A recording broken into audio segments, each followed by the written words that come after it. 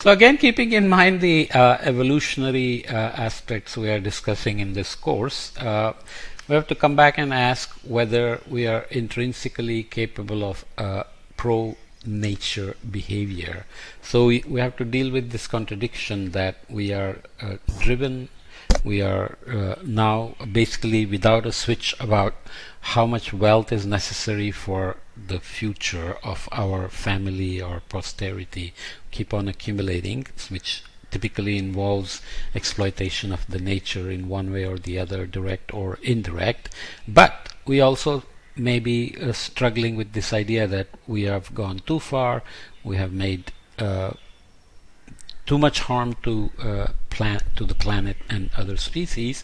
So where is the threshold of completely changing behavior versus just thinking about trying to do something but not going far enough to reduce our own impact? So there are several ideas. I won't go into all the details, but this is one of the papers that looks at core social motives and climate change, and the idea is presented here as BUCT, Buset or bucket, whatever you want to call it. So the kind of behaviors are belonging, understanding, controlling, self-enhancing, and trusting. So acronyms are created by choosing the letters carefully. And there are other frameworks such as self-determination theory, updated hierarchy of, and an updated hierarchy of human needs, and so on and so forth. So here the motives can come from maintaining positive and stable relationship. So example research areas in climate change include descriptive and injective norms. So norms and punishments and so on, anthropological social science concepts, especially Eleanor Ostrom's work on how to avoid tragedies of the commons by having norms and punishments and other tools to sustainably manage shared resources. Understanding can be motivated by integrating new information and constructing shared meaning. So the research here include conspiracies, scientific consensus. This has become a big thing now. Controlling, feeling competitive and effective. So here self-efficacy, psychological distance can be research areas associated with the impact of controlling on climate change. Self-enhancing is to be seen as socially worthy, so some kind of a tributary power that you want to acquire by being a pro-environmental person and so on. Consistency, signaling personal norms are the research areas there. Trusting comes from believing that others are benevolent. So the idea of all this includes, of course, cooperation and pro-sociality in terms of research areas. But there is this idea of altruism, and whether altruism is natural or whether it's evolutionarily stable, because if you're altruistic, you will keep helping others, and it may come at a cost to you and those who are your family, let's say. So people will exploit you because you're altruistic, and you will not be your genes will not be passed on effectively if you are not able to be a good provider, or whatever you want to think about. And there are other ideas that altruism is actually a acquired trait, comes through allegories, religious tenets, social pressure, etc. But there is something called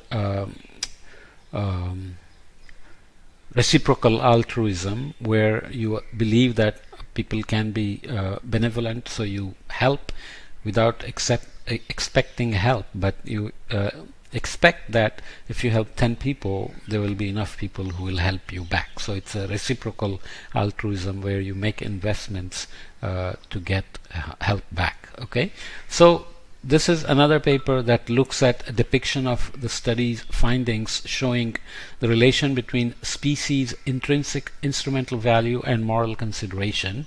Species in the diagram are those discussed by the participants. It was a survey kind of study. Instrumental value can be negative, a species that's harmful to human interests, or positive, species that can be used to benefit humans. Numbers relate to corresponding sections on the narrative summary of the study. So species with instrumental value can include various symbiotic bacteria, pollinators, and of course livestock and so on. But those that are not directly instrumental or helpful to us can include,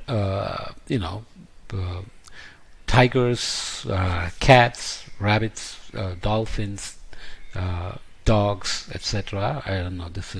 These are species with intrinsic value, in which case being nice to street dogs or generally being friendly to dogs, wild animals, just because they have no definite ecological service to us, but they have an intrinsic value that we appreciate and put a value on, right?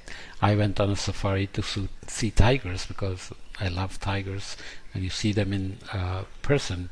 It's an amazing sight. Right? Species with intrinsic and instrumental values include some species like this. Okay, so this is an illustration of individual level variables that explain differences in moral concern and sporadic and sustained pro-nature behavior.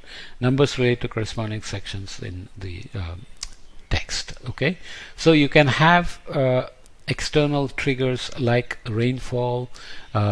You can have sporadic behavior which can still set roots and be translated, or you can have moral concerns which are based on intrinsic value beliefs or awareness of harm we can do. So it's kind of a seed that can then grow into sporadic or sustained pro-nature behavior. This can include internalized moral standards or creating a pro-nature social environment. There's some evidence that peer pressure works as well in these cases, that if you're living in a neighborhood and everybody wants to together protect the vegetation in the area, then you will be less likely to harm it just because of social environment or peer pressure. Internalizing norms and punishments is very common to humans, because the example used is always that there is a traffic light and it's middle of the night, single row, nobody's around, no police, and you can easily go through it, but still most people will wait for the light to turn green. There is no other traffic. You are very sure it's safe, but yet you will wait because it's the norm to wait at red lights and so on. So we have all these intrinsic and extrinsic values which are pro-nature, pro-environment, pro-relation, pro-friendship, and so on. But pro-environmental behavior also can depend on historic cultural baggages. So pro-environmental behavior scale and well-being across the countries are judged differently by different cultures. Kind of a very broad classification, and you can see that the scatter can be very large, but the slopes are definitely very different. So if you look at subjective well-being as determined by the participants versus pro-environmental behavior, Brazil, China has a much steeper slope here in terms of subjective well-being related to pro-environmental behavioral score. Denmark, South Africa, Poland, India. So is there a East versus West kind of cultural practice there?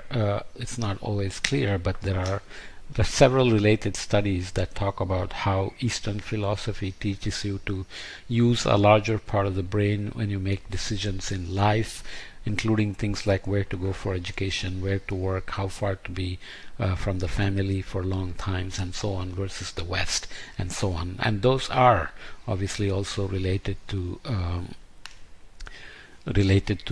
pro-environmental behaviors. In general, there are other factors that are non-economic value of pro-nature behavior. So it's kind of a mixed message. I'm saying we have the ability to be intrinsically pro-nature and associate a score of well-being with pro-environmental behavior, and yet there are other characteristics that allow us to rationally ignore these things. For example, if you want to build a house, a big house, for whatever reason, and you have the money to do it, you may ignore some of these pro-environmental qualities and not always do the homework to see whether you could reduce your impact on the climate.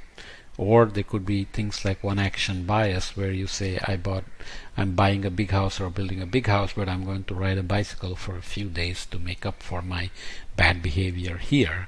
Or it can be one action bias in the sense that you buy a hybrid car and you think it's very environment friendly, but then you begin to ignore everything else, like how much you drive. Even if you have a hybrid car, if you drive more than a gas car with internal combustion engine and so on, you can still have larger impact.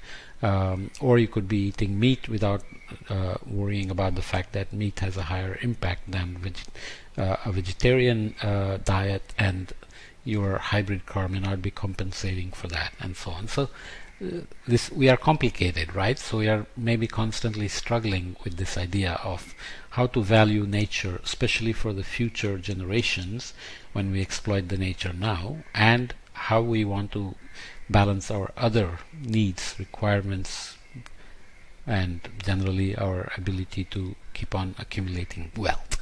So we'll come back and add a couple of more points to this from another paper that looks at the non-economic considerations people can use to bring out pro-nature, pro-environmental behavior in them. Okay.